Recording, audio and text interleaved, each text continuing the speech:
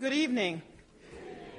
This is really a topic I can appreciate both from a professional perspective, with one who has had a lifetime career as a broadcast journalist, and from a personal perspective.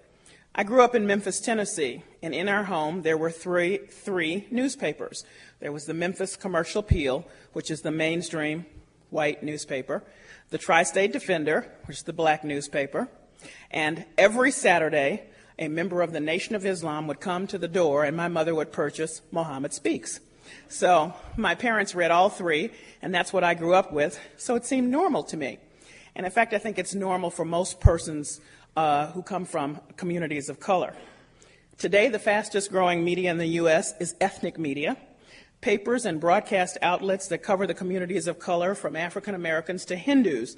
And a 2002 survey by the New California Media revealed that 84% of African American, Latino, Asians have some contact with ethnic media in general. Increasingly, some of them are only reading ethnic media. The black press was a role model for many of these new media outlets. So tonight, we look at the black press and its role specifically with social movements, but also more broadly in shaping the lives of its primary constituency, African Americans. I want to begin our conversation by taking a look at an excerpt from a film by award-winning documentary filmmaker Stanley Nelson. The film is called The Black Press, Soldiers Without Swords. I'm going to end the clip a little bit inelegantly toward the back end of after we've watched it for a few minutes, but for just right now, let's enjoy the beginning of Soldiers Without Swords. Thanks.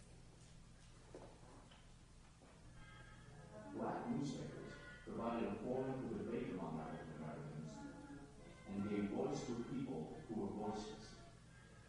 With the pen as their weapon, they were soldiers without swords.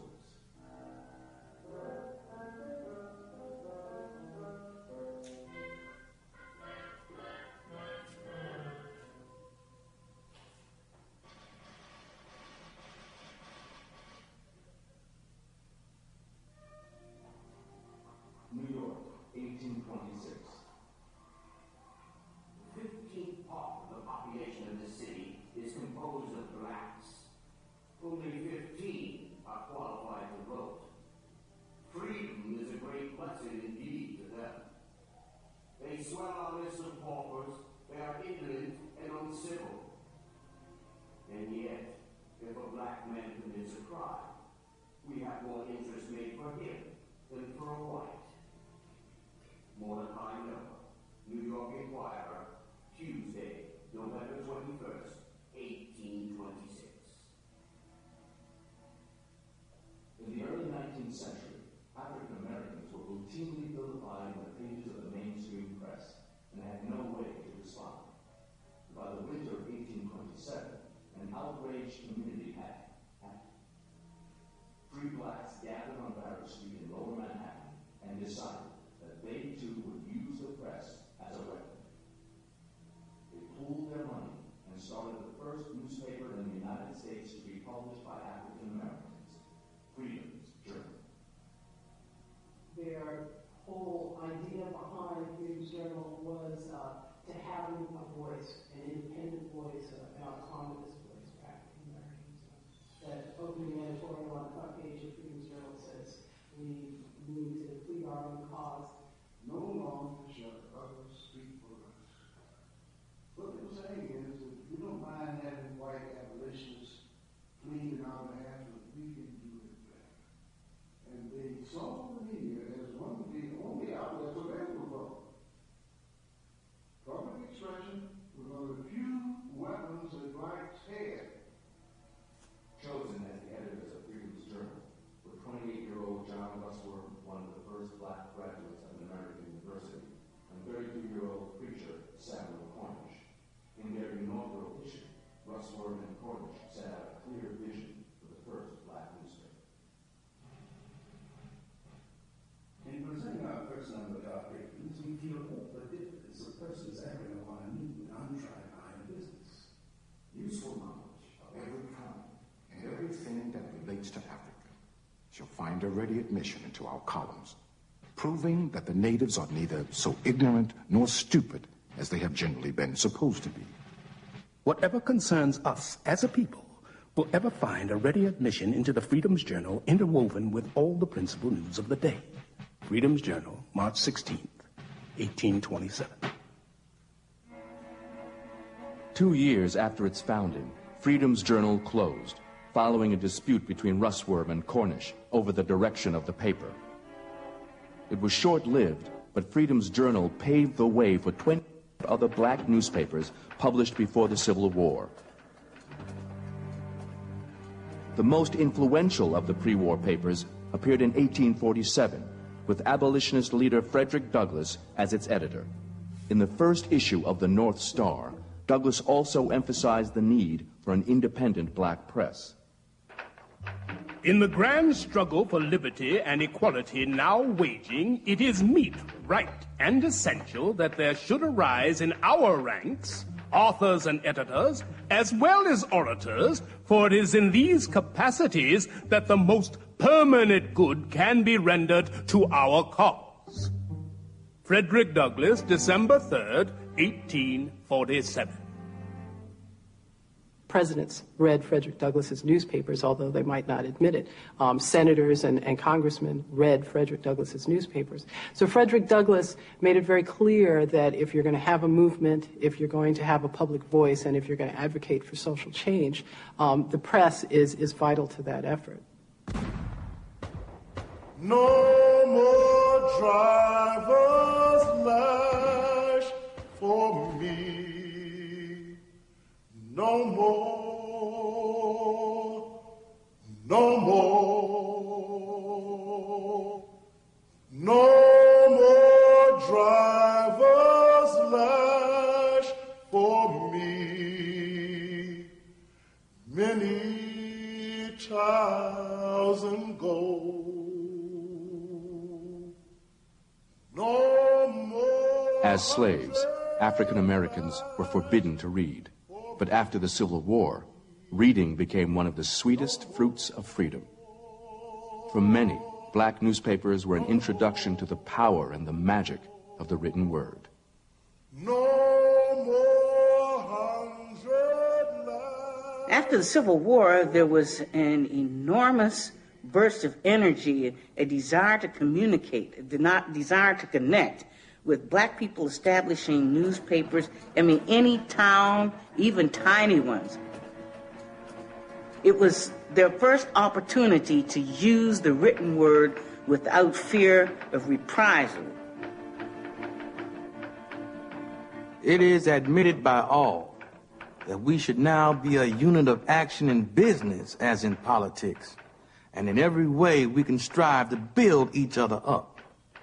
Does one of our own farmers want merchandise and a colored man has it to sell?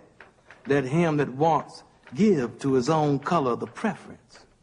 A plow made by a black man tells more than 100 first-class speeches. The Arkansas Freeman, October 5th, 1869. I would rank the 19th century African-American press as one of the major forces in producing one of the major miracles of that century, pulling African Americans together after slavery into cohesive communities.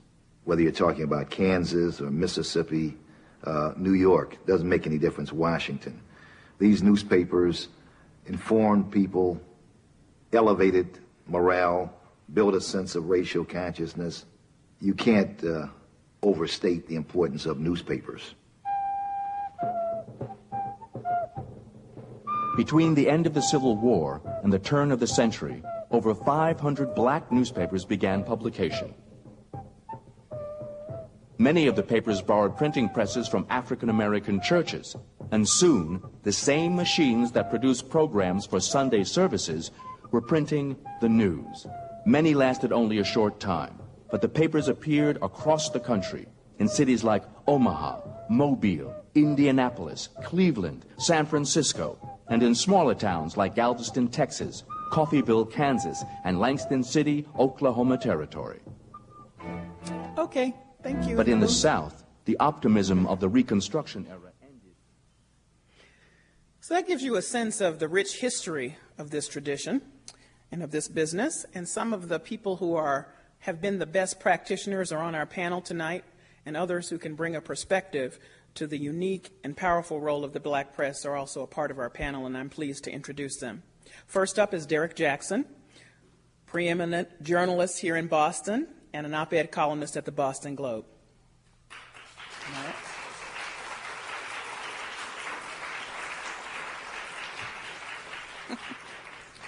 Next is Mel Miller, founder and publisher of the Bay State Banner.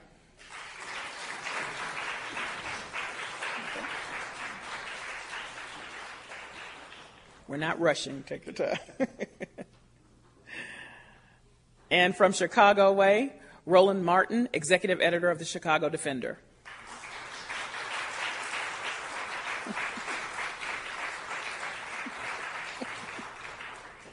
And of course, last but not least, Minister Don Muhammad of Mosque Number 11.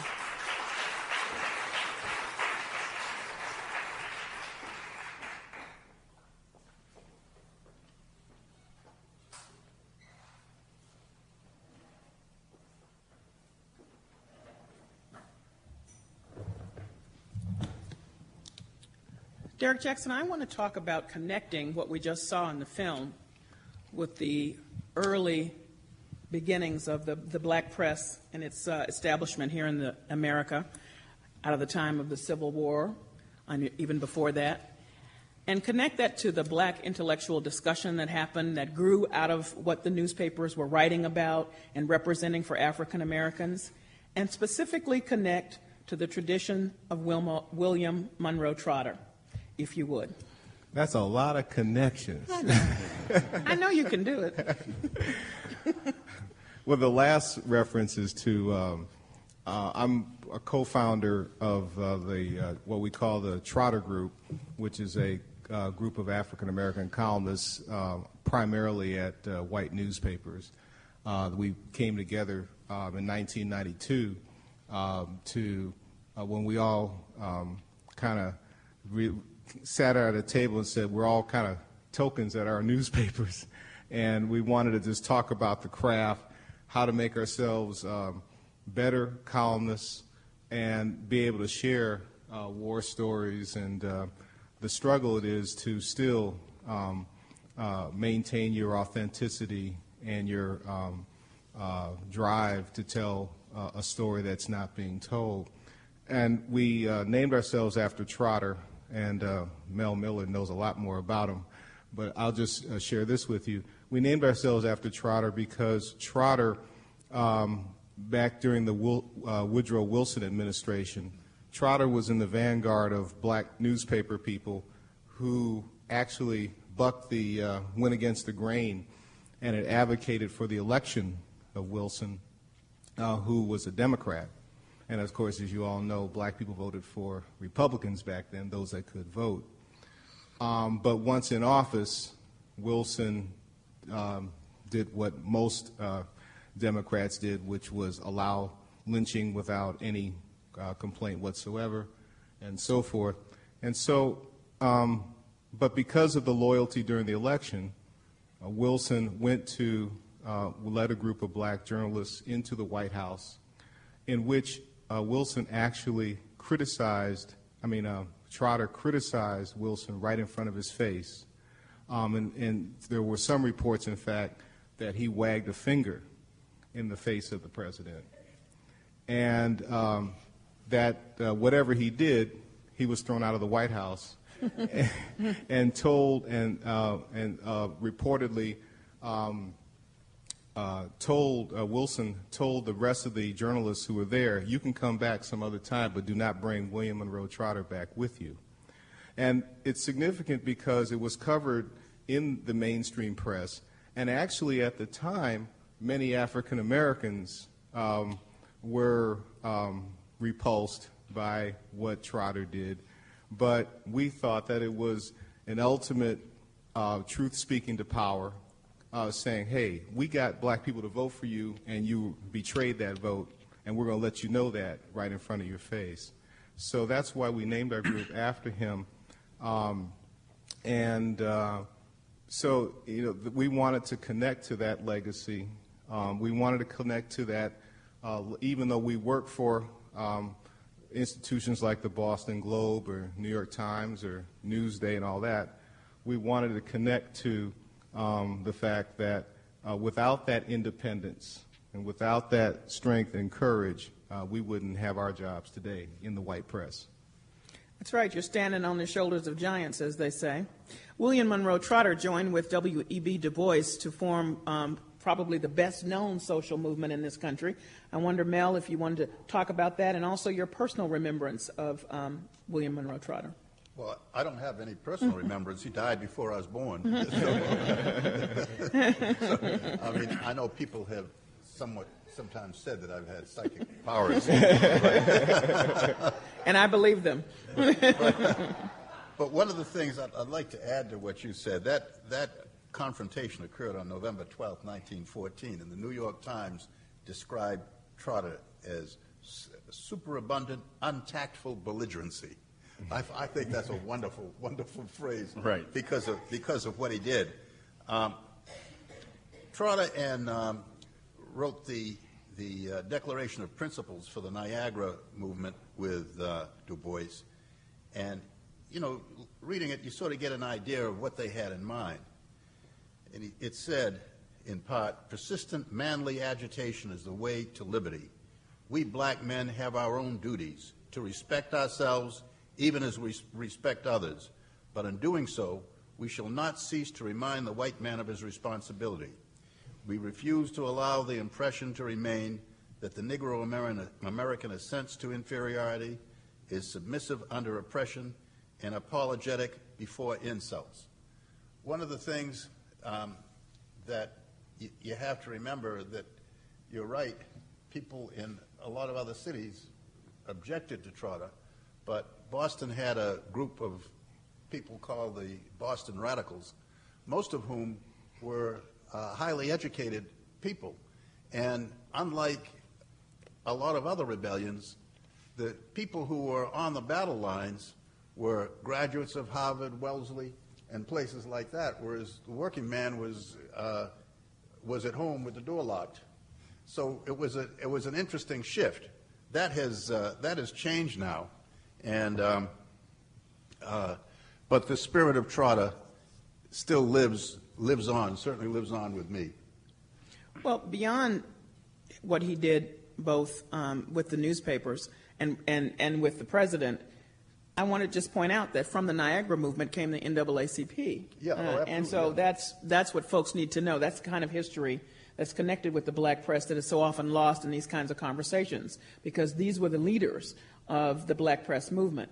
Well, the NAACP started in Boston in 1910, so that's another thing for people to know. We weren't docile here, and the thing to remember is that we were very, very belligerent, even though the population was very small. In 1900, there are only 11,600 blacks in Boston, 2.1% of the population. Now, you can do whatever you want to try to get political power, but if you only have 2% of the vote, you're not going to get it that way. So they took the course of creating such a furor nationally on issues of importance to blacks all over the country that they could not be ignored. Mel, what did you take from William Monroe Trotter and the Boston Radicals' effort? What inspired you then to found the Bay State Banner, now this year celebrating its 40th year in operation? I don't know whether you read the piece about my 40 years in the Globe, and it was rather interesting. It was a very good reporter from the Globe who wrote it. She said that I went to Charles Stewart to ask for permission to start the banner. And, to tell you the truth, you can see all these young men here. I'm of a different generation. I was raised to respect elders, and I knew Charles Stewart was out there. So when I decided in '65 to start the banner, I went down to see him to get his blessings, not to ask permission, to get his blessings. Now, it was sort of a little sad to me that she was a lovely, lovely reporter, and I don't mean to be critical, but she didn't know what I was talking about, because that shows you how the culture has changed. See, I'm old enough, that's what we did, And this was so bizarre because By the way, Charles Stewart was Trotter's brother-in-law, and they were both at Harvard together. Trotter, both in the class of '95, and Charles Stewart married Maud Trotter, William Monroe Trotter's sister. And he lived a very, very long life because he was still alive in 1965. And he was deaf. And he was so interesting that I had to write everything out on a paper, but he didn't sound deaf. He must have become deaf in later life because, you know, some people who are deaf say, they talk strangely. But he didn't. And so one of the things that was so sad to me, Trotter, by the way, was the first black Phi Beta Kappa from Harvard. He said, you know, we thought that we'd go to Harvard and bring back all the things that we learned and understood in the black community and push it forward. And he said, you know, it never happened. And he said, at my age, I guess I wasted my life. And I said, no, you didn't. I mean, he said, no, I know, because you're going to carry it on. And he put his hands on me and said, okay, you're the successor. And I said, oh, man, why'd you do that? and then he had the nerve, in a year and a half he died. So now I couldn't get out of it. And to tell you the truth, when we would reach really bad times, I'd say, man, Lord, take this thing, lift this burden from me.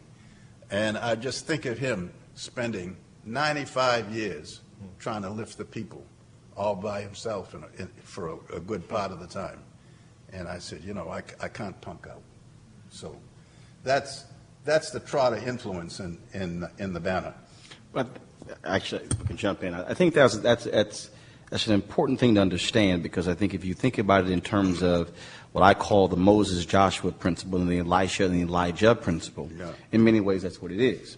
If you look at what Robert Abbott did with the Chicago Defender, founding it, telling John Sinstack, you are going to succeed me, I don't care what else you want to study. And I think that is one of the unfortunate things, and I have to say it, when John Sinstack died, he didn't do the exact same thing. And so one of the concerns that I have today for the future of the black press, and I was just reading this in Upscale magazine and reading some other magazines as well, is that we are not anointing the next successors. Mm-hmm. And so if they don't understand what the mission is and what the purpose is, then you're putting the future of the black press in jeopardy with folks who have no concept, no context of why they're actually there. And that is, I mean, look, I turned 37 on Monday, and that is the biggest concern of mine. Are we right now, with forums like this, announcing what I consider to be very public burials of the black press? And we have to own up to that. And so it is of significant concern if we are not anointing that next generation of black publishers, of black owners who can carry it forth, who are bringing their perspectives and their knowledge and the new technologies and all the things to the table. Because if we don't think in those terms, if we're not choosing those folks now, and I'll say it again, if the black press dies in the future, we have no one but to blame but ourselves. But Roland Martin, aren't you the living embodiment of the carrying on the legacy? So we should be cheered up. Well, I would say yes and no, because part of the problem is, in your case, Mel, you had someone who said it's time for you to carry forth. And what he was 95. Man. Well, right. He was 95, but he understood that somebody had to pick the ball up. I think part of the problem we have today, and it is a problem, it is a dilemma, is the generation that greatly benefited from the civil rights movement right now are in their early 60s, and they still want to be at the table. They still want to be in charge of the meeting, which I have no problem with. I don't believe in moving somebody aside. What I do believe is you've got to take advantage of individuals who are young. I mean, the video, Ross Werman Cornish with 32 and 28. I mean, you can't overlook that. And so there's something, whether we like it or not, there are certain things you can do at 37 that you just can't do at 57. A whole lot. And so, that's just reality. And so if you put the next generation of black publishers and black editors in a position where they take over when they're 48 and 50, well, then you're passing up 15, 20 years of energy, of passion that can move the black press to the next level. The big problem, I quite agree with you, and the real serious problem that you have now, and you must know it, is that when I started the Banner, the major media weren't hiring blacks for anything. If it didn't have a mop and a pail, you didn't get the job. And so people who are really interested in being into journalism didn't have any place else to go. Nowadays, people have so many opportunities, and a lot of the young people don't want to stay. I remember, I was just telling somebody, I hired somebody who I thought was promising and paid her more than the rate at the Globe, and she left and went to the Globe for less money. So, you see, my problem is to find people. I'm just not interested in giving somebody a damn job. Mm-hmm. I mean, the young people have to be fired up and understand the mission and want to carry it forward and be willing to make the sacrifice. But, you know, all of a sudden, when they can go to CNN and all these other places, you look far less attractive, particularly in your little dingy quarters and you know.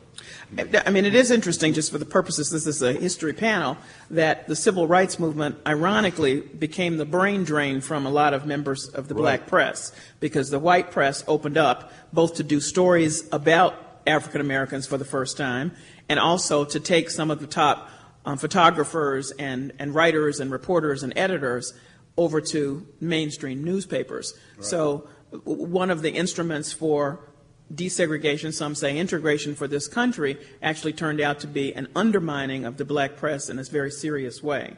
And so there was a slump, and then once again, but it picked up again, and papers started surviving as they might. But that's where the brain drain began, and so that's what Mel is referencing. Right. But I want to just point out that, Roland, you're at a newspaper that's 100 years old, or celebrating its 100th anniversary, so that's no small feat. No, it's no small feat. It was extremely difficult, obviously, in the 6 years after John Sinstag's death, because he did not choose an heir. It was left up to the estate. It was very close where the Chicago Defender was no longer going to be black-owned. And in fact, it was very close where the paper was going to go under. And we are still struggling with that massive debt and that sort of different thing. And again, what I continually stress in Chicago, because you have no idea how people in Chicago feel about this newspaper. It is as if a child was about to die, how they reacted. But also, I think what the challenge comes in is we have to also challenge African Americans. Because what I always ask is, I go somewhere and people talk about, I love the Defender, it's so important, it's so vital. And then, of course, I ask them, when the last time you read it? When the last time you bought it? And where's your subscription? Now, some folks have gotten upset with me when I've said, look, if you want to talk about the importance of the power of the black press, I don't tell people to support the Chicago Defender. Support means you can pray for me. I tell them to invest in the Chicago Defender. Invest means that you have to put into it. And there's a rate of return on your investment. And so I think we have to change our language when we talk about the black press, not support the black press, but invest in the black press. And it is about moving the paper. My concern right now, and I'll be honest with you, and I really, some people have taken it the wrong way. I don't dismiss what we've accomplished in 100 years. I don't dismiss what Robert Abbott accomplished with the Great Migration, the transfer of 1.5 million black from the south to the north. Talk about that by a little virtue bit. of the Chicago Defender, by using the pages of the Chicago Defender to tell blacks to get the hell out of the south. There's nothing there. Come north. And so now when you see all these 1.3 million black folks in Chicago and Detroit being a black city, look, that was because of Robert Abbott and the Chicago Defender. The paper was moving 250,000 copies a week. They were banning the newspaper in many towns. In fact, they were prohibiting them from selling the paper. They were still sneaking the paper into towns. And talk about how he got that paper to the South. Well, he got it by using the Pullman carporters. And so what they did was they would put them on the trains, and then as it was going into the town, they would hurry up and throw the papers off the back of the train before they got to the towns. And little kids would run up, grab the papers, and then take them into town and sell them. But I think the story there, again, I like to bring that present day. And that is that there was a voracious appetite for the news. If there was no news in the Chicago Defender, there would not have been that response. And so in 2005, if you don't have that same level of content perspectives in black papers today, you're not going to have that same voracious appetite. And so, again, I tell folks my goal is not to dismiss our past, but I want there to be a 125th anniversary of the Chicago Defender. I want to see a 100th anniversary of Mel's paper. But the only way that is going to happen if the black press remains relevant in the 21st century, just as it was relevant in the 20th century. Okay, I want to make a connection here to what you have just said and also to the legacy of the Final Call. And Minister Don Muhammad is here to talk about that newspaper. It's interesting that with the Chicago Defender understanding how to use the Pullman porters to get the paper to the South, something interesting happened with the Nation of Islam. For many years, and this is a piece of history I didn't know, members of the Nation of Islam were major carriers of the Pittsburgh Courier and the Crusader and other black newspapers. They were handing that newspaper out. Some of those newspapers carried columns by Elijah Muhammad, but they were doing major distribution. So in effect, the Pittsburgh Courier for a while was a national newspaper because of the work of the men of the Nation of Islam. There has always been a printed newspaper coming out of the nation. The first one was in 1934. And then when Minister Farrakhan revived the nation, he started the Final Call. The paper that my mother read was Muhammad Speaks, and that was started in 1960. So what is the special and unique legacy to you first, before we get into a broader discussion of the Final Call newspaper? Well, Callie, I'd just like to add a little bit to the dialogue thus far. The Indians have a saying, old men for counsel, young men for war. And in our community, we disconnect that. I know in the case of the Bay State Banner and Mel Miller, he'll say that he's getting old. But if there's not a continuing, it's going to die. So a young man can work 25 hours a day, but you can't negate the fact of those who have survived, because not just experience and time, but there has to have been some stamina and know-how and wit. So too often in the black community, not just with newspapers, there's not a continuing. Whiting Milk Company was owned by a black person in Boston. It doesn't exist anymore. So I see that as a big separation in all of our businesses. And in the documentary, we saw the newspaper that was first presented only lasted 2 years. We've got to keep things going. So now to the Final Call. The first Final Call that came out was in 1934, 4 years after the Nation of Islam was formed on July 4th, 1930, in the city of Detroit. And it was basically called a final call to Islam.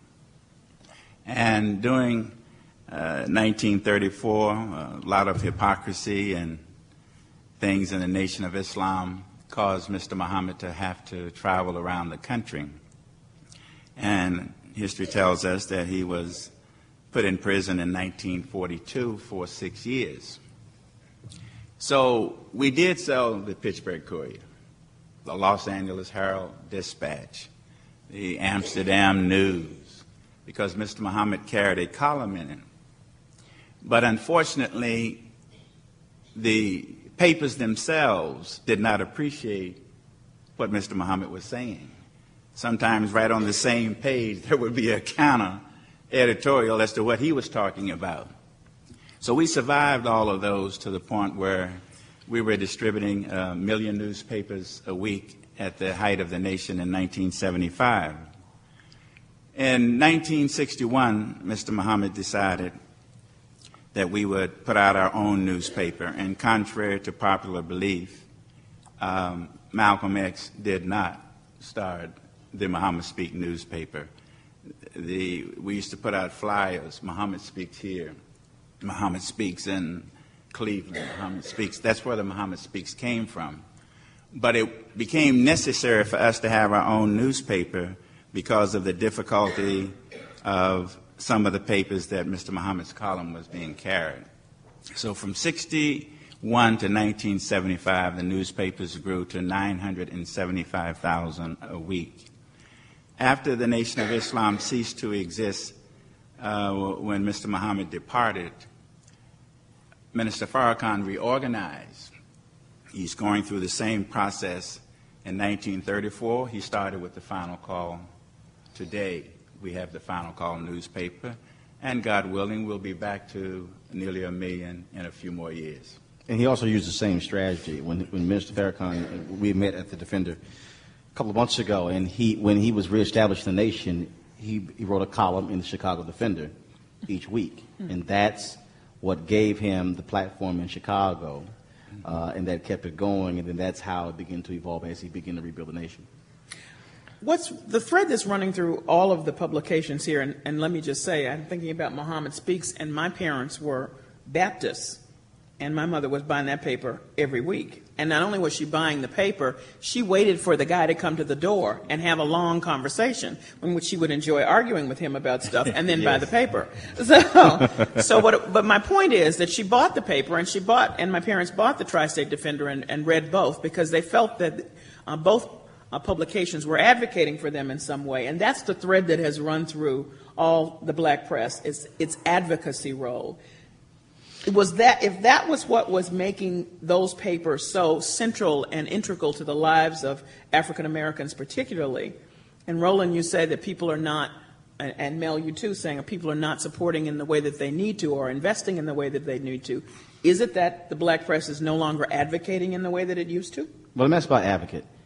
Mainstream papers have also advocating. If you read the history of the Los Angeles Times, the LA Times built Los Angeles.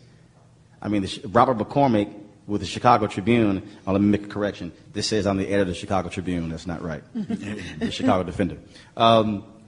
Did the same thing in Chicago. If you look at what Jesse Jones did with the Houston Chronicle and the Houston, same thing. What the Dealey family did in Dallas with the Dallas Morning News. And so even with mainstream newspapers, these families use these papers to, in essence, build America. And so whether it was a Chicago Defender or a Tri-State or Pittsburgh Courier or the Michigan Chronicle, the exact same thing happened. And so the notion of advocacy is not anything new to the media industry, because Pulitzer and Hearst used their papers to advocate for their own self-interest. They even started several wars with their newspapers. And so clearly, media properties are used for that significant purpose. But to put media in its proper context, I think we have to do it this way. If you study any country around the world where there's a overthrow of the government, the first thing that they seize control of is the military. The second thing they seize are TV stations, radio stations, and newspapers. So to understand the value of media, look at it from that perspective. If you want to take over a country, they get the military first and the media second. And so clearly our role of advocating, there's a purpose behind it. I know, but Mel, you're saying, I'm just trying to get to if people are feeling that connection of advocacy today from the black press. Do you think that African Americans are feeling that the black press is the kind of advocate it was so clearly during the time of the film? Well, I think that we've gone through a tranquil period. And the reason is that the civil rights movement, in the civil rights movement, the issues were so clear. I mean, man, why should a person pay the same price and have to ride in the back of the bus? You know, it's a very funny thing. Up in Boston, when we heard the people riding on the back of the bus, we didn't give it a second thought because of we understood how the Pullman trains work. And we thought, you know, you go to the back of the bus, you get a second-class ticket. So if it costs 10 cents to be white and ride in the front, you can pay a nickel in the back. I said, I paid a nickel. So, I mean, while I didn't think it was right that you couldn't pay a dime, I wasn't excited about it because I wouldn't have done it. But when we found out they were paying the same amount of money, we said, how could anybody do that? That is so damn outrageous. So you're paying taxes and you can't go to a municipal swimming pool. All those things were so clear. The issues now are so subtle and so profound that you have to really, really be interested in the media in order to get it. And hip-hop won't tell you the answer. Television won't tell you the answer. the only way that you can really get that is through the press, don't you think? Yeah, well, I think there's an unspoken elephant in the closet that's very different now. I was moved in the video by how after slavery, reading was seen as such a sweet fruit of emancipation. And I think we're facing an unprecedented crisis in the black community of just basic literacy.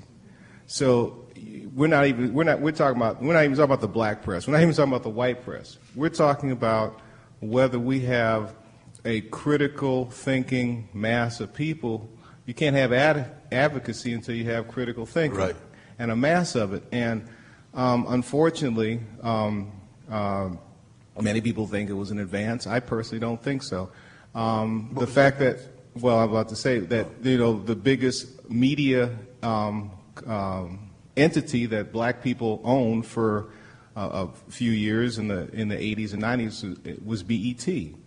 And we could sit here and debate the merits, but BET, when money started going down, the first thing they cut was the news programs. And so if we have our actually, let me give me just one slight correction. Yeah. Bob Johnson owned BET, but the largest, when they sold it for $3.3 billion, Bob Johnson got $1.2 billion. John Malone, white, got $1.8 billion. Mm-hmm. So BET was not truly majority black owned. Yeah. John Malone got the lion's share of that. So yeah, I think the thing that the larger picture here is we're facing something where, and I'm not here as a crystal ball on the where the solution actually begins, but we've got to have a movement. If there's going to be any advocacy, it's going to be around basic literacy and basic critical thinking. So that, I remember I was fortunate enough to, like Callie, we had the Milwaukee Journal, we had the Black Weeklies, and we also had the Final Call delivered to us by a brother who painted our house, who was in the Nation of Islam, and who's responsible for today why I eat brown bread. Because he told me about, boy, eating that poison of white bread. Boy, that's the. I know Minister Don knows what I'm talking about. yes, the boy putting that white. So that was the pre-whole grain movement. That's right. So I think the thing is that we were having a very good discussion before this, where Roland was talking about the struggles to get black publishers to care about technology. And I'm sure you face the same thing, Mel. But our kids are not reading. Let me just say, But Cal, it's a little hard with that, Roland, though. hold up 1 second. The Final Call is online, and it's you have a huge audience online, separate from the paper newspaper, which is, so you're ahead. And let me just also point out, if we're talking about newspapers inspiring a movement, your paper has been used as the organ to do Millions More and the Million Man's March. You want to speak to that? Yes. I want to button up a little point there. There's a saying in society for the last 20 or 30 years, really, especially that period of time. If you want to hide something from a black person, put it in a book. So this appetite for reading has diminished over the years. Television has almost wiped it away because there's no effort. Just turn it on. Matter of fact, they got remotes now. You don't have to go to the TV. So reading is not as habit-forming as it used to be. And certainly this is a serious problem because you have to take time to read. Mr. Martin was talking about being in an elevator, and he took time to read because he went down 33 floors.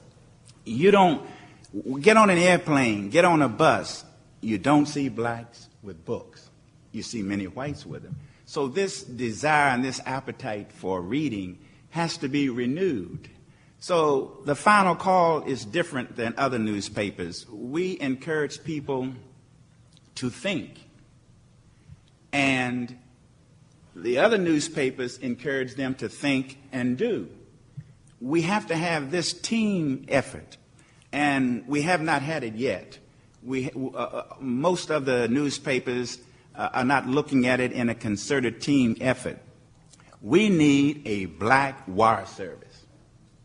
A wire service that could go to Iraq and get information on what is really happening to black soldiers, because it is distorted from the Associated Press, CNN, Fox. It never gets out. It never gets out in its truest form. And if a black wire service dispensed information to the black press first, it would have an impact. I know for certain when this man comes out with information in the Bay State Banner that is not in the regular press, they look and they respond. But it's a weekly newspaper, not a daily newspaper. We are missing the boat, in my opinion, without spending some dollars to go not only to Iraq, to go in any place in the world and get the news from our perspective. So the Nation of Islam does this mentally. That is our job. But you can't do anything unless you make up your mind and get your hands to it. I'd love to see the Defender and the Bay State Banner and first of all, Derek. First of all, let me remind you, the Defender, we print 4 days a week. We were doing 5, now we're 4 days a week. It was a matter of cost. There are only 2 black daily papers in the country, the Chicago Defender and the Brooklyn Daily Challenge. And look, I was the founding editor of Tom Jonas' BlackAmericaWeb.com. And so I understand, and I worked in daily newspapers, so I understand how that changes. And I ran 2 black weekly newspapers, and there's a huge difference between that weekly paper and the daily cycle. But the other issue is, and I agree with Derek 100% with the whole issue of literacy, but here's the problem that, and I guarantee you Mel will agree with me on this one, and that is, it's very difficult to us to declare a war on illiteracy. At the same time, we're trying to advertise that black folks buy our newspapers. Yeah. I mean, I understand. Yeah. I really want you to think about that. Yeah. I really can't put on the front of the cover of Chicago Defender black folks don't read. Because my advertisers will be like, so what the hell am I putting this ad in your paper for? I mean, really understand this dilemma. Well, we blame it on the white press. I'll do it in the Boston Globe. You blame the white press. So it's a little hard for me to have that conversation. Although, and I'm always talking about reading. I mean, and I'm always telling folks because, I saw my dad and mom reading constantly, that sort of everything, watching news 5 hours a day. But the issue, I think, really goes beyond the reading as well, and that is, I was on a panel, Rainbow Push, and the brother from Arbitron presented the results in terms of... Describe what Arbitron is. Arbitron, basically, that they measure who listens to radio stations, measures the audience. Nielsen does it for television. And here's what was interesting about his survey. For 18-plus non-black, talk radio was the #1 format at around 22%. And it went from talk radio to pop, rock, country, classical, whatever. Went all the way down. For 18-plus non-black, talk radio was in the #1 spot, just at 22%. In the black category, at 49.9% was R&B. Number 7 format for black folks at 7.5% was talk radio. So I don't think the issue is necessarily that we don't read, it's that we're not seeking information. Whites are seeking information, whether it's talk radio, whether it's the internet, whether it's newspapers and magazines. But the one medium, which is one of the reasons why they're so attracted to radio and why Bob Johnson said the biggest mistake he made was not snapping up radio stations in the early 80s, is that we get our information today that as well. So it's amazing you got folks who are saying, damn, young folks don't know anything today because you didn't say nothing. I mean, let's just be honest. You ain't say nothing. So what the hell would you think? You didn't say nothing. But when you begin to sit back and say, okay, fine, exactly what are those particular issues? I look at, the whole big deal with 50 Cent and his new movie, which bombed last week, did $18 million, but they thought it was going to do $40 million, which I had no problem with. I think it should have made no money. So there's this whole deal with the billboards. But here was something that, in terms of, again, where black newspapers can say, wait a minute, where's our place in this whole debate? Last year, he was promoting his clothing line. Well, if you saw any of the ads, which ran in XXL and a lot of the hip-hop magazines, the setting of the ad was a cocaine lab. And his clothes was wrapped like kilos of cocaine. That was the ad. Now, if black papers want to show relevance, is how do you begin to combat those kinds of images? Look at what Essence Magazine is doing right now in their attack against hip-hop. Like, for instance, everybody's talking about Aaron McGruder's Boondocks, the use of the N-word. Well, I tried to elevate the conversation. I had it on my cover of the Defender on Monday, and I said, well, let's just not write a story talking about the use of the N-word in Aaron McGruder's Boondocks. Let's talk about how we can eliminate the use of the N-word in black America. See, we have to be able to take issues and be able to say, okay, fine, how can we latch on to this particular issue and drive it home? There's an effort right now in Chicago to register 350,000 new voters between now and the March 2007 election. But wait a minute. But tell me, how does that happen, people, if you're saying people are not seeking information? Because, again, you are meeting people where they are. Like one of the problems with the church is they want to save people, but you got to come to the church to do so. Well, if you walk your behind out the church, you might get more people who are not saved. And so the same thing with the newspapers and with black media. And that is, the consumer is telling us today. They're telling the Boston Globe this, they're telling the Chicago Tribune this, and the New York Times, I want the news my way. It used to be, you had a paper, come buy it, you don't buy it, whatever. Now they're saying, I want it on the internet, I want it on the PDA, I want it on my Trio, I want it on my BlackBerry, I want to hear the podcast. So what we have to do is say the goal, and see, I no longer say that we are a newspaper, the Chicago Defender. What I tell folks is that our goal is to be the leading news and information source for African Americans in Chicago. So we have a partnership with the NBC affiliate, so we're moving content that way. We got a partnership we just signed with Clear Channel, we're moving content that way. We're the first black media company in the country to launch a podcast. So if I got a 30-minute interview with Michael Eric Dyson or with Minister Louis Farrakhan, but I run a 500-word story, you're like, well, I know there's a lot more to the interview. The podcast allows me to do that. So now all of a sudden, as opposed to just here are my readers, now I say I got folks who are getting Chicago Defender content online, in the paper, 2 monthly magazines, with the podcast, on TV and radio. And so we have, and the value for black papers is that the technology now is so great that what used to cost $500,000 is now $1,500. But I get black publishers who say, well, $1,500. I'm like, well, damn, you got to spend some money. Yeah. You just can't keep. And I understand. And one of the reasons I know some of y'all sitting there going like, why keep checking this phone? Well, because my layout people are emailing me the stories from my reporters, and I'm editing the stories right here and emailing them right back. So that's what I'm just letting y'all know. So they're like, why keep checking this damn phone? That's part of the reason why. But again, it's when you Hey, the paper got it done. I'm not writing numbers down. The paper has to get to the printer at 10:30. Forget what I'm doing right now. But we are accepting technology, and we're saying, now wait a minute. If we're going to remain relevant, and not just that, what it used to be as an African American, we lived only in this particular area here. Now we live here, here, here, here, and here. And most black papers did not have a circulation strategy to be able to get to African Americans who now live in a much broader area. Secondly, from our content, we used to only focus on these 2, 3, 4, 5 neighborhoods. Well, now, hell, if I'm not from there, I'm black, I don't necessarily want to read about what's happening just in Inglewood or Bronzeville in Chicago. And so what I've done is add 6 to 8 new sections. So look, you black, you want a home section? We got it. You want a business section? We got it. You want this? Exactly what you're seeking out in the Globe, you can now seek in our paper, and we're putting from a black perspective. So now I'm providing value. If I provide value to the customer then says, remember, go back to the investment. I'm putting money in, I'm getting a rate of return on my investment. But if you only just say, look, I'm just going to give you 8 pages of this, whatever I'm thinking about, I don't care what you think, I really don't want to give you what you want, when you want it, and how you want it, then we'll die.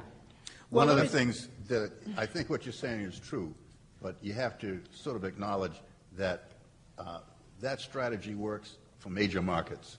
Sometimes the market's so small that it's really difficult to successfully do all those things. And the strategy is based upon where you are. I mean, yeah, right. What happens in the South may be different what happens in L.A. Yeah, right. But I have to say that at this table, anyway, everybody is up to speed. Every single one of you are online, so you're already in the 21st century with at least that technology, and people are going online to get what you have to offer. I want to switch the conversation a little bit. There's been a little bit of gloom and doom about the sad state, or maybe we're in jeopardy here.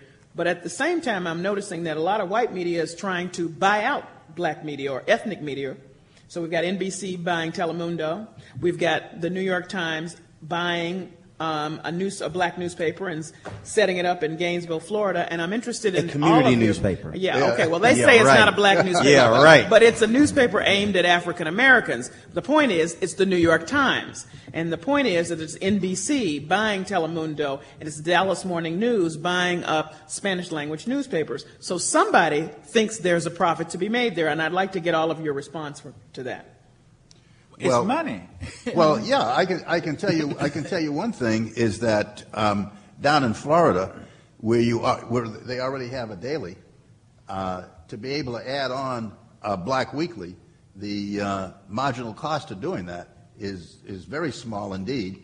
They have to take on 1 or 2 employees. Their sale, where it really works, is that it gives you your salesman can go out and instead of just selling, let's say you sell an ad, you can say, and for another $1,000 added value.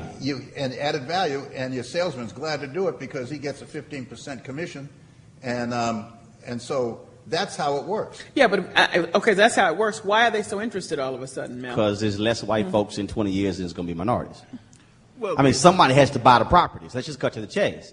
If the numbers are telling you there's going to be more blacks and more Hispanics and more Asians, they want to stay in business. Yeah. Well, one of the things that I did quickly without really following through on it, but if you look at the decline in circulation in a lot of the major cities, you can almost look at it against the growth in the black population. So you begin to see that the growth in the black population and decline in the major daily. And one of the things that I don't know who mentioned it before, but one thing that studies have indicated that there are a substantial number of blacks who read the black paper and they don't even turn to the white paper in the community. And you can understand that. I mean, how many times do you have to be insulted before you say, yeah, I'm finished with this? But it's money that's involved in. I mean, the amount of money that goes through black people's hands would make us the 11th most richest country on earth. So that gateway to the black community, white investors want it. Absolutely. And this is very, very, very serious.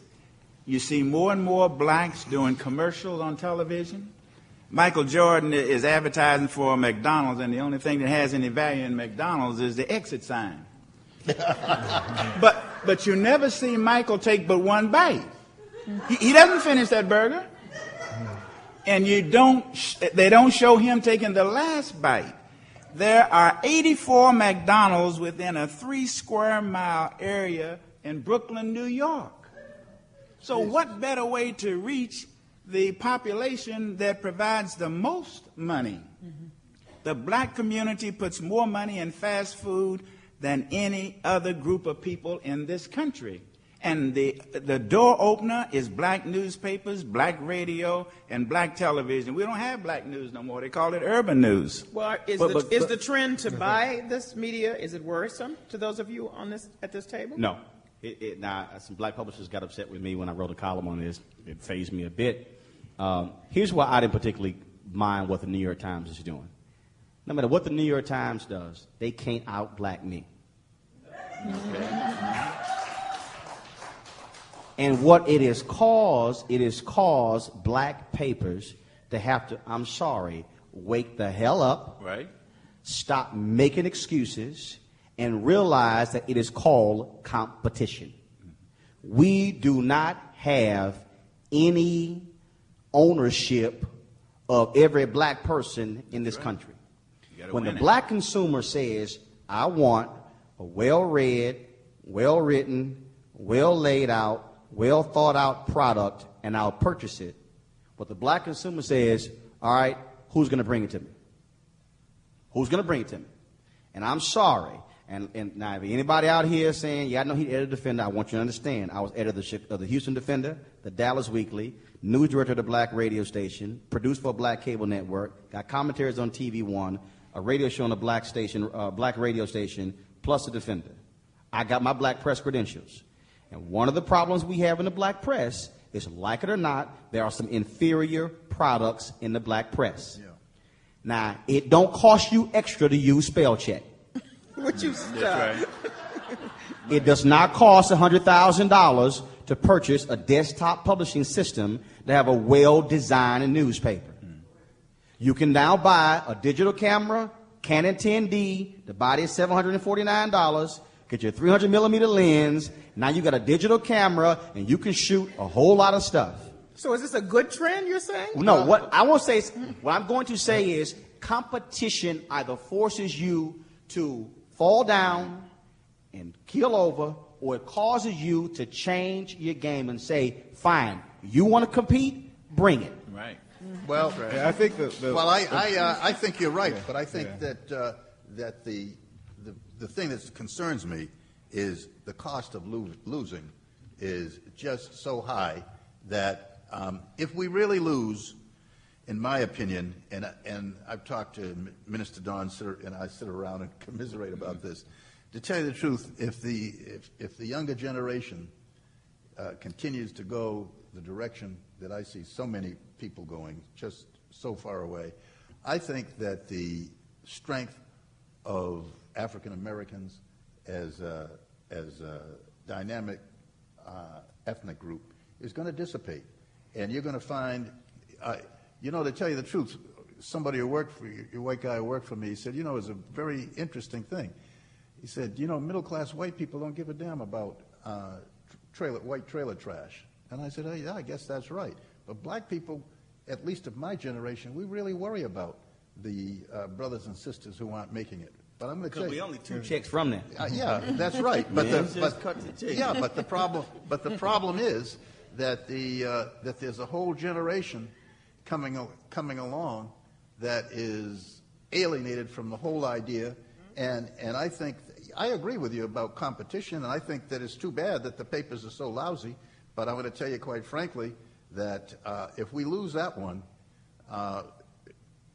what we lose is just too much for me to even support the concept. And that's why we have to use what John H. Johnson said. Failure is a word I don't accept. But if we keep just saying, well, what we going to do? I don't know what's going to happen. Either we're going to get this game and we're going to fight, or we are going to lose. Okay, Derek. I think the whole history of the black press discussion is actually a great excuse to confront probably the biggest challenge that black people face. And I hadn't actually thought about it this way, so I thank you for the conversation, because it really is a contest of whether black people look at themselves as a consumer or as an advocate of themselves. And when I mean consumer, I really horribly think that one of the very bad backdrafts of the complacency post-civil rights movement is that we've allowed ourselves to basically be at the mercy in a very passive way to the fast food marketeers. We are the most obese people on the planet, other than some Pacific Islanders. Our rates of diabetes, I mean, we can just go down. We are the leading negative edge of every health indicator in this country. And on literacy, I mean, my number one example of where we have to begin to make this decision of whether we are a passive consumer market, or are we going to be an intellectual force, such as all the people. I'm a product of the black newspapers. I got my professional start at 16 years old at the Black Weekly in Milwaukee. And one of the reasons I write a column the way I do is precisely, even though I was only in the black press for 2 years, the editors there were very serious about the craft, chase stories that the Milwaukee Journal did not chase. I would never forget the black press, the Milwaukee Courier, chasing down a story of a black boy being shot in the back by the police, just being afraid and going up a chain link fence. And if there's one thing we would do, you were talking about how to get people to read. Black people watch the television is on in a black home, according to Nielsen, 78 hours a week. That's literally half a week. 11, to be precise, 11 hours and 10 minutes a day. The television is on in a white home, 7 hours and 34 minutes. I would say 7 hours 34 is outrageous in and of itself. But the fact that a television is on in a black home 3.5 hours more a day, can you imagine the homework that could be accomplished? Can you imagine the family bonding that could be accomplished? Can you imagine I have a son at Cambridge Ringen Latin High School, and I was absolutely stunned at parent-teacher night. There were virtually no black parents that came to parent-teacher night. And so we're in a tough stage, and we have to, for the black press to survive, the black press, as well as what people brain drained out of it, like myself, we all have to figure out a way to change the conversation to black people that, hey, we are not going to survive as any sort of serious cultural, intellectual, political force unless we make the decision to stop being passive consumers and being critical thinkers. Now, Callie, here's why I'm chomping at the bit. And you're like, dang, he moving everything.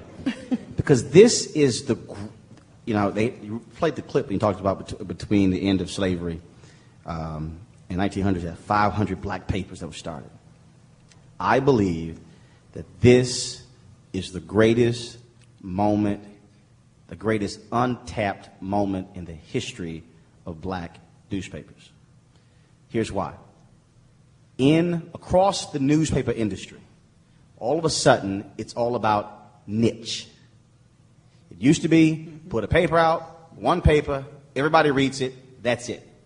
Now, you got market fragmentation. You have women say, give me my stuff, not just give me a women's magazine, give me a women's business magazine. Give me this kind of publication. We have been doing niche media for all of these years. Everybody else is just finally catching up. And so if we understand that we know niche media, we know how to do it, we know how to do it well, then if we take that with our history, with our advocacy, with new technology, now you have a great opportunity. Now, Derek talked about wanting to be one of those black journalists who, what was the phrase you used? Brain drain. Brain drain. Now, I want Derek to think about it this way. And this is how I thought about it when I was 22, because I believed in power, so only people who had power were who were running the place, so hell, I wanted to run the place. If I work for the Boston Globe, and I am a senior staff writer, and I'm making, what they pay them senior staff writer, about 80 grand? I know you make more than that, but let's say. Let's say they're paying a senior staff writer $80,000. I got 10 years experience in the business. I'm a great writer. I still have to ask, can I go cover this story? As opposed to saying, now, Mel, how much you want to pay me? Let me take my talent and my knowledge, pay me market rate. Now I get to decide what I cover. The way for black papers to be able to grab folks like me is to change the paradigm.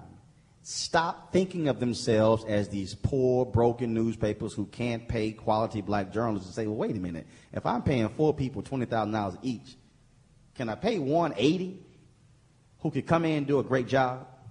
It's how they say, here's the value. The value is, and understand, that when you are a small paper, people also think, well, we're small papers, we can't compete with the big boys. Well, in 1996, I think, that was a Dallas Cowboy, Michael Irvin, was in a hotel room, 2 women, not his wife, got some drugs, got busted. Well, I broke that story. At a 500-watt black radio station, 1 reporter. We beat all the major media in that story, the plea bargain, the witness tampering, everything, only because of the reporter who was doing the work. And so my position has always been, it doesn't matter if I'm 500 watts or if I have 5,000 circulation. With the internet now, I can break the story, put it on my website, I get the credit, I kicked all they behinds, and they're like, damn, I've got to give him the credit for breaking the story. It's how you look at what you have. So just because you have a small paper, you can't compete with the New York Times and the Boston Globe because technology now allows for you to be able to compete. And so if black papers begin to say, wait a minute, we can change the game, we can say on this story, when John H. Johnson died, we stopped publishing on Tuesday. I said we're putting out a special issue, 16-page paper just on John H. Johnson. They were like, man, you know the Tribune is going to do something. I said, I guarantee you Tribune ain't going to do 16 pages on John H. Johnson. There are some stories, as you're asking, when Mel was talking about what can the stories today, there are some stories that only we can own. And when we own those stories, so maybe I'm not going to do 10 300-word stories, but if I do one 5,000-word impactful story that covers 4 to 6 pages in my newspaper that could change the condition on a particular issue, that's how I'm able to compete in the 21st century. But they have to believe the products that they actually own and run actually have value. And that's how we continue the legacy. If there are people who would like to ask some questions, please come up to these microphones, and the panel will be happy to answer your questions. I know there's a lot of food for thought here tonight.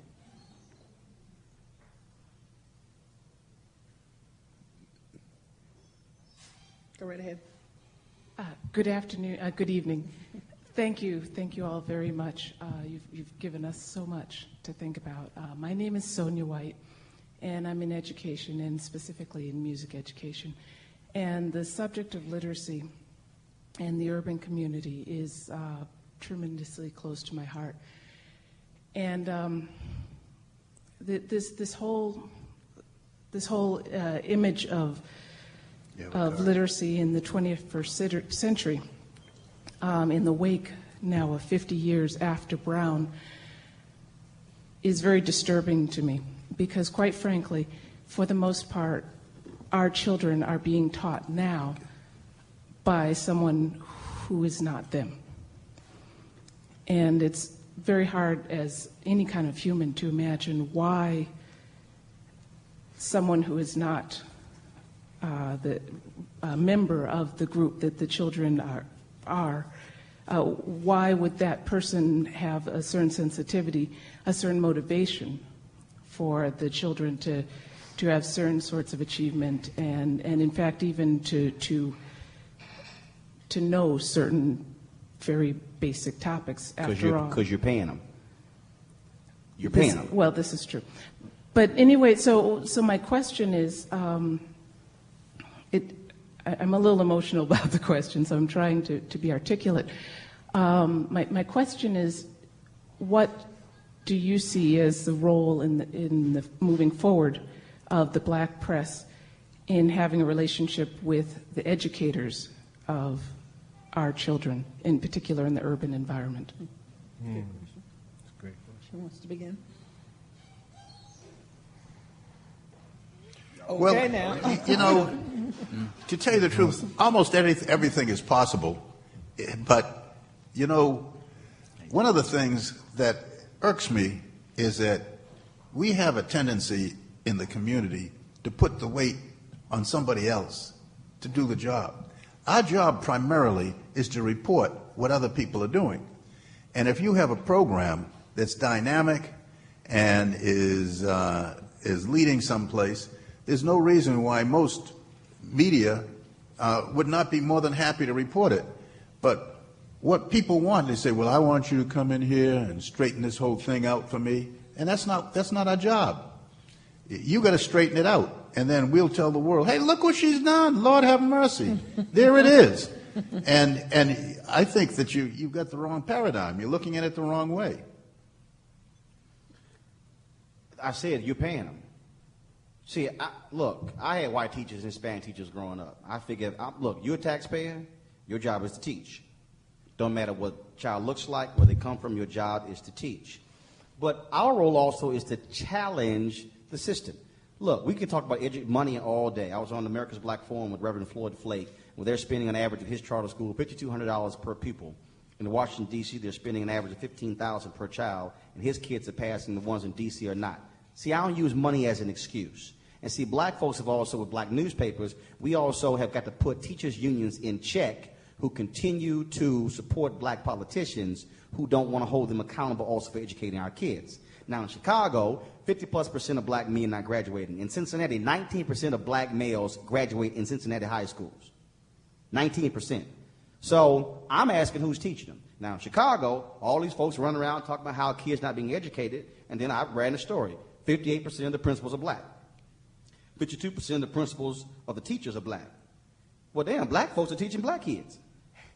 And so if our kids are not being taught, it's not white folks who are not teaching our kids. It's those 58% of black principals who are not teaching our kids. And so if we want to hold folks accountable on education, understand it might look like folks who look like us. We just have to be willing to say it. Don? I think that's a very important issue. I think on that and a lot of other issues, we are not critical of our leaders. I mean, we tolerate more nonsense than meets the eye. And I mean, what's wrong with us? Well, I think we in this film that I had a guy got mad at me at the Millions More movement. He walked up to me, he said, brother, it was some minister in Chicago. I didn't like what you had to say about Minister Farrakhan, the Millions More movement. He just rolled up on the wrong brother. I said, well, frankly, I don't really give a damn what you think. I said, because what I wrote, I told the minister to his face. I said, see, you don't understand the relationship that I have with Minister Farrakhan. What I wrote was very simply that if the Millions More movement, if nothing comes out of the Millions More movement, it was simply a wasted day. And I said, and I looked right across the table as a Chicago defender, and I told Minister Farrakhan the same thing. If we're not willing to speak truth to power, even if power looks like us, then we shouldn't be in this business. We are black newspapers who are advocates for black people. And if there are people, in my estimation, who are against us, my philosophy is very simple. If you do good, I'll write about you. If you do bad, I'll write about you.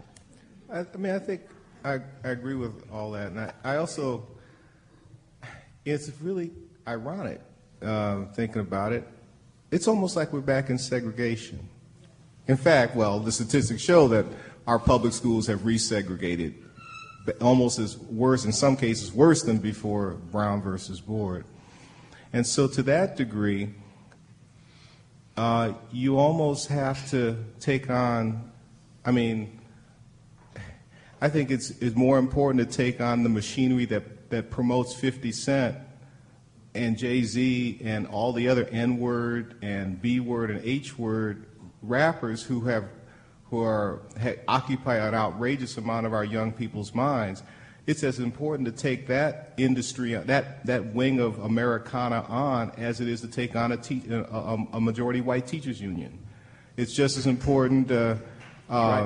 It's just as, you could argue, more important, because if you, as black parents, black leaders, what institutions we do have, take on and say, we're not going to take this anymore, okay? And you can't blame it on, you can no longer blame this on, is racism an overarching factor in this? Absolutely. But racism is going to come save our children. So it's got to come from us putting our foot down and saying, I know, because I do some teaching, and I just did some stuff in a high school this morning. And being worried about the black kids and literacy. But it's like it's gotten, the mass media piece is so out of control, that we've got to decide, we have to pick an arena. And I would say the hip-hop arena is a really critical one, because there's, as some of us old people, we used to dance to Rapper's Delight and stuff like that, and the message, and then when we could romanticize that there were real messages in that songs, and there were. But the top 10 rappers of 2004, the top 10 singles of 2004, all those artists, quote unquote, use the N-word ridiculously on their uncensored lyrics. And we know what's going through those kids' ears. So it has to be a concerted internal effort. But we got to flip the script on them too, Derek. Yeah. Jay-Z sang about Cristal, but nobody drinking Cristal champagne. When he sang about Cristal, their sales shot up 40%. Cadillac had 5% of the SUV market. Nelly sang about Escalade, it went to 42%. So when I'm talking to Russell Simmons, when I'm talking to Jay-Z, I said, so if you can cause the sale of Cristal to go up, and you can cause the sales of Escalade to go up, damn, what if you rapped about domestic violence? What if you rapped about literacy?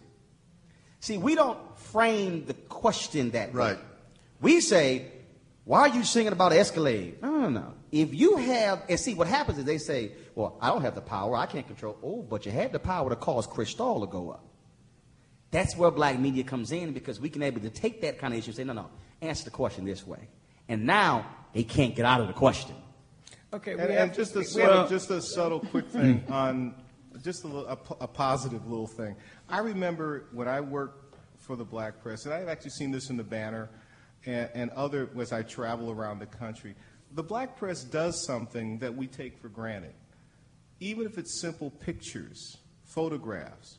I remember teachers being honored routinely for just relatively ordinary things.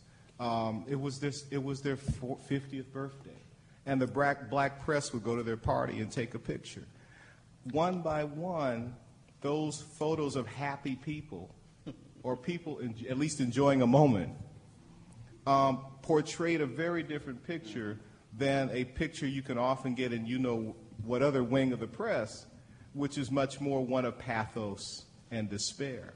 So one thing that the Black Press has always done is to capture slices of everyday life that show that how we are trying to survive in that struggle. And so, providing those, images where teachers, black teachers, in the community had a respect which I think, of course, is in jeopardy because of the way media works now.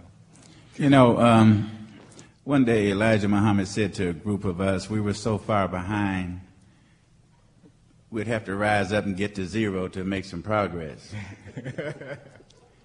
So if we realize how far behind we are and say that's a measure of progress, a runaway car cannot be brought under control until you get a hold of the steering wheel. So our approach with these rappers who are negative is to get a hold of the leaders and then let them do what you're talking about. Because you have to appeal to a man's nobler motive. We had 22 rappers in this town in July at the Democratic National Convention last year. Not one of them used the N-word when they were talking to 5,000 youngsters. So that's some progress. The other thing that I'd like to say in this matter, when you got the ball on the 1 yard line, you don't do what you do if you got it on the 50-yard line. So the first Million Man's March was to address the critical need of black men, because 70% of our children were in a home where there was only a mother. So if you get into Washington this weekend, we're going to present where we're going now with the Millions More movement, starting tomorrow. Look, I'm with the defender. I'm all over the Millions More movement. Trust me. I understand. But the point there is that we don't just have to write about things in a celebratory fashion, that we can challenge individuals. Absolutely. And in fact, and again, I tried to explain to this guy that in the conversation I had with Mr. Farrakhan, it was a give and take. And he said, I appreciate the discourse, because all too often when black journalists get around to Mr. Farrakhan, or Reverend Jackson, or Reverend Sharpton, we just sit there and just go, wow. As opposed to say, what you going to do? Yeah. Oh, right on. Question. Lady and gentlemen, this question may not be a fair one to put to you, and you might not have the answer, but I'd be interested in your collective observations. What is your take on the support that the black wealthy, the millionaires, the black entertainers who are affluent, what is your take on their degree of support to the media that you work for in your various capacities? You're a storehouse of information. If you are not expert on the subject, you may have some useful information for us. How do they, if they do at all, support your work? I think that's a good question. I don't go. I'm trying not to be first. So y'all I've been accused of just jumping in. Well, you can answer the question, but I'll set a little table for you. I once, a few years ago, calculated, and I'm sure it's much more now, that black athletes alone, $2 billion a year goes through the hands of black players in football, basketball, and baseball, and of course untold numbers in the entertainment field, and which would mean that black men who play sports, not counting the WNBA yet because their salaries are not all that high, that would make black athletes, in theory, a Fortune 500 company. I'll set that financial table for the people who actually run the media. Congressman Jesse Jackson was at a panel on the Tom Jonah cruise, and somebody stood up and they asked him, what are our black entertainers doing to give to political campaigns? And he said, that's not the question you should be asking. He said, how much are you giving? Federal campaign laws say you can give $2,000 per election cycle. He said, you can give 20, you can give 100. He said, if they can give 2,000, it's fine. But he asked Hugh Turner, he said, are you giving 20? All a black entertainer can do for me is buy a subscription. Just being straight up. I mean, no. But I may not want them to invest in my company. See, a brother who was an investor told me, he said, Roland, somebody came to you with $1 million, would you take it? At the time, I needed $25,000 for a paper I was trying to buy. And he said, I said, yeah. He said, no. He said, not every million is a good million. He said, the question is, do they have the expertise behind that million to invest in it? And so I think what happens is, all too often, we run businesses. And when you're running businesses, you run them like a business. When you're looking for investors, you're looking for investors. So it may not be black entertainers. The individuals who purchased the Chicago Defender, a group of called Real Times Inc., we own we own the Michigan Chronicle, Michigan Front Page, Pittsburgh Courier, Tri-State Defender, Chicago Defender. Not a single one of these brothers is all black or athletes. But they all run their own businesses in Detroit. One is the third largest black-owned business in the country.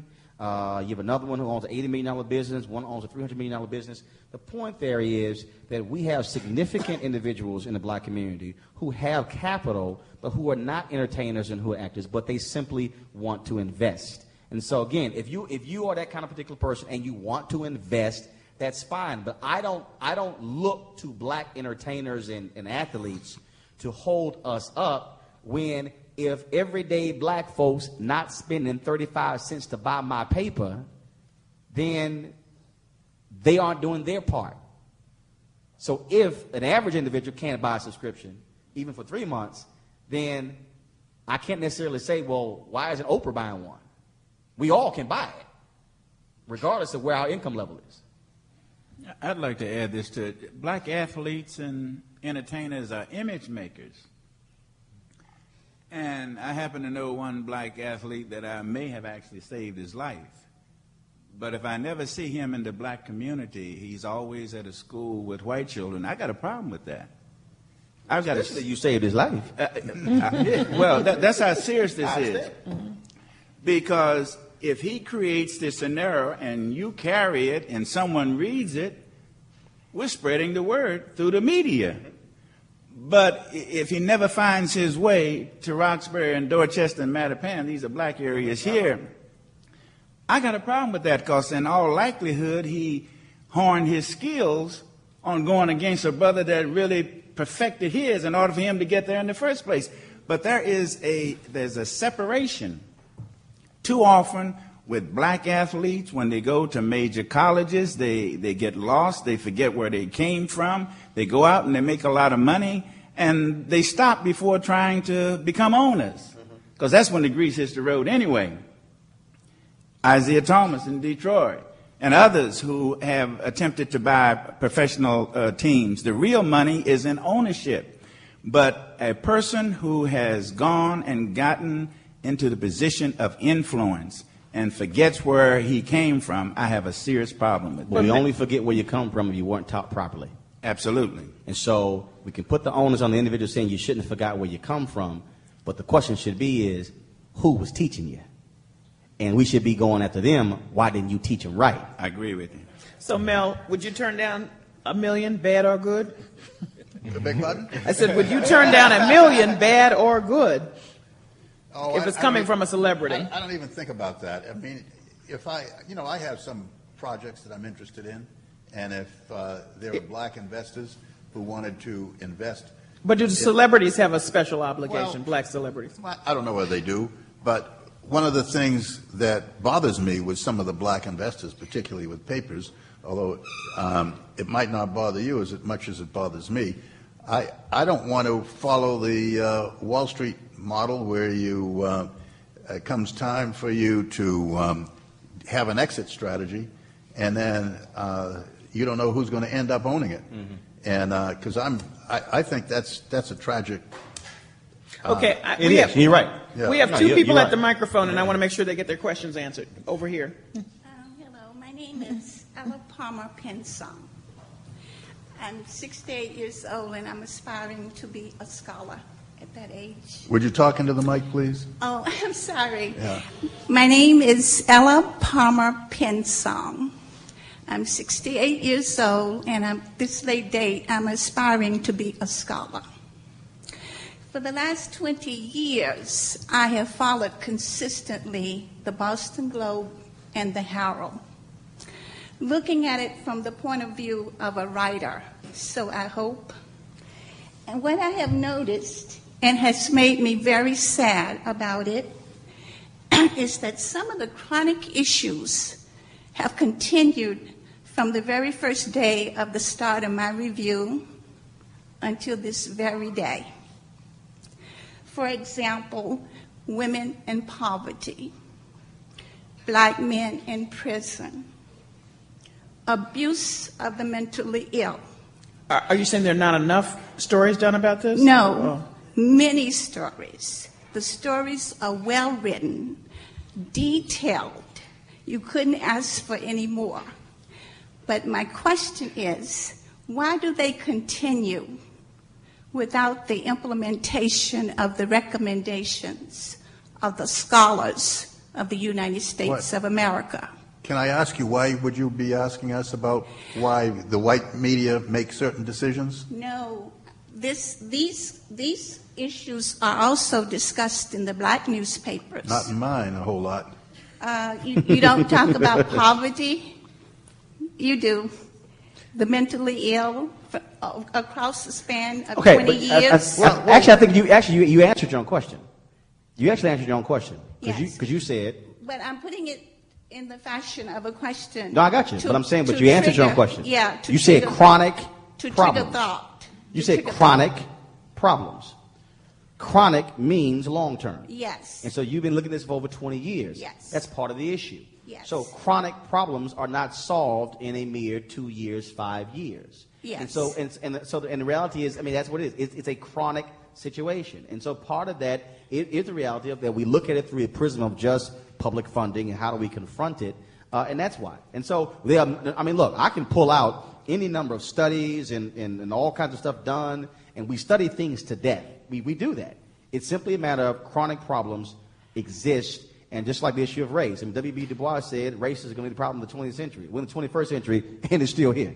Well, what I have discovered very recently is that the journalist passed his opinion that it's his job to give description of the issues, but someone else has to come up with the recommendation and the solution. We are a spotlight. We shine light on issues. We don't pass public policy. We could drive public policy through editorial pages, but the reality is many issues that we face in our society. We talk about literacy in schools. I mean, the bottom line is we can write about it, we can talk about it, but we are not the ones who are actually doing the teaching. So our job is to shine the light, and then once we expose it, then you hope the public pressure then drives the issue to the top of the agenda. Yes, sir. That's what I'm agreeing with. My message was that you've done a very good job of that. detailing the issues, but for some reason the issues continue to flow. Now, what I'm saying about that is, I'm really going to have to stop you there, and I'm going to allow you to talk to Roland after this program. I got to edit my newspaper. I really want to get this one last question in so that Dr. Morgan Welch can close out the program. Hello, my name is Steve Kruger, and I'm a Catholic.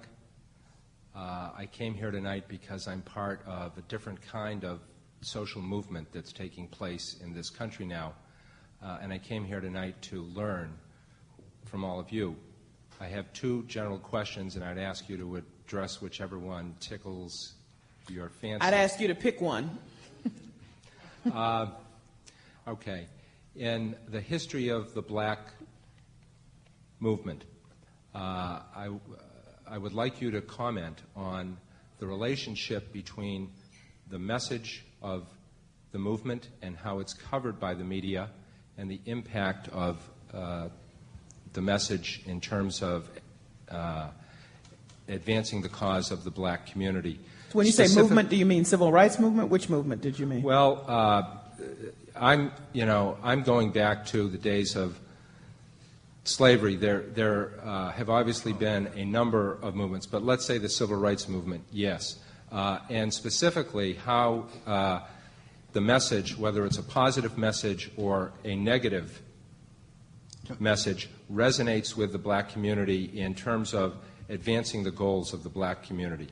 Can I just people, the civil rights movement was a very hard-fought battle. We won, and it's over. They're going to be cleanup battles, but the civil rights movement ended in 1964 with the passage of the Civil Rights Act, in 1965 with the passage of the Voting Rights Act. Now, that doesn't mean that all whites are going to be wonderful towards blacks. We still have to look after it. But the real primary objective of the civil rights movement was to pass laws that would give blacks who were so aggrieved a cause of action against their abusers. And we have that. So I really think that it's time for us to move to other issues that are more important. The question of how do we really organize a political juggernaut, and how do we get the concept of building wealth?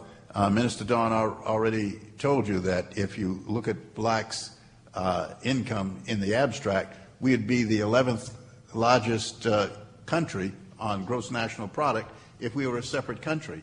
So these are the things that are important now, in my judgment. I'll give it. Well, I'll give an example. You talk about spreading the message. Look at the 1995 Million Man March. The reason white media was shocked a million black men showed up because they ignored the story. They didn't cover it. They marginalized it. I was at the Forward Star Telegram. Farrakhan came to town. They were sitting here going, "Oh, I guess we'll cover it." And I said, "Guys, it's going to be about 10,000 brothers at that convention center." They didn't think it was an important story. And I'm going to use the example of Selena, and I'm going to come back to the Million Man March. When Selena died, I never heard of Selena. I mean, I never heard of her. She was a Tejano singer, never heard of her. But I'm reading the story across the wire, and they're saying that she's kidnapped, then said she was shot, then she's dead. Then I read a quote from a 7-year-old girl from San Antonio, and she said, "Selena was our Elvis." And I said, "Damn, I know how white folks feel about Elvis." I said, "Whoa." Went to my editor, and I said, "Are we sending anybody down to Corpus Christi?" "No." I said, "Gary, I really think you ought to think about that again." And she's like, "No, I'm not think so." I said, "Gary, we own La Australia Hispanic newspaper." I said, "Why don't you go ask the Hispanics the question?" Because I said, look, Gary, you're a white guy, you like country. Let's just cut to the chase. He went and asked, and they said, "I think we better send somebody." The next day, there was 70,000 people at her memorial. And he was like, "Damn, that was a pretty good call." If Garth Brooks had been killed, oh, hell, we would have been all over that story.